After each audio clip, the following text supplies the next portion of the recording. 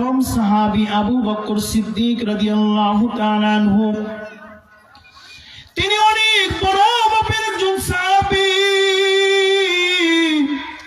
আল্লাহ রাসূল সাল্লাল্লাহু আলাইহি সাল্লাম বলেন, এই দুনিয়ার মানুষ যত রয়েছে তাদের নেকি যদি এক পাল্লায় রাখা হয়, আর আমার আবু বকরের ওই হিজরতের যে সংক্ষিপ্ত সময়, এই আমল যদি আর এক পাল্লায় রাখা হয়, আমি রব্বুল আলামিনের পয়গম্বর বললাম আমার এই আবু বকরের পাল্লাটাই ভারী হয়ে যাবে। চিৎকার দিয়ে বলেন সুবহানাল্লাহ।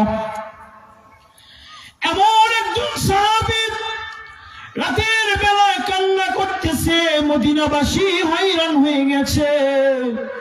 মদিনাবাসী চিৎকার দিয়ে বলে, কে কে কান্দে, কে কান্না করে?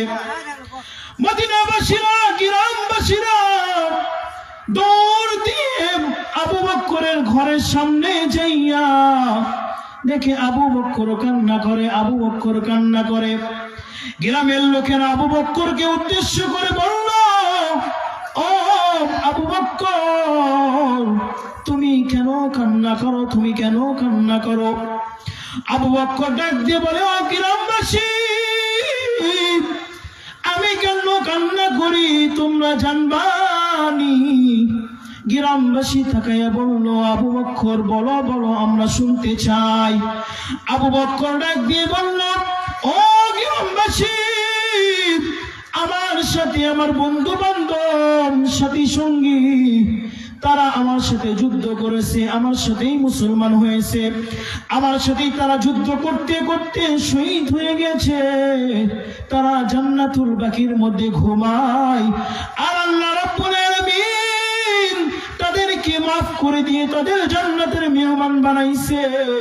তাদের কবর থেকে জান্নাতি সুবাস আমার লাগে আসে।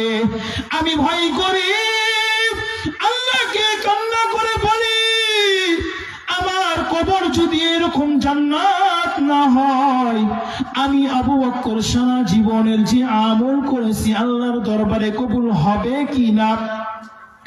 তারা তো দুনিয়ার মধ্যে গিয়ে আল্লাহ রাব্বুল আলামিনের জান্নাত কামাই করে নিয়েছে।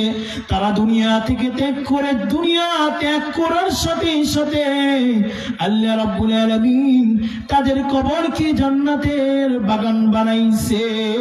আল্লাহু আকবার।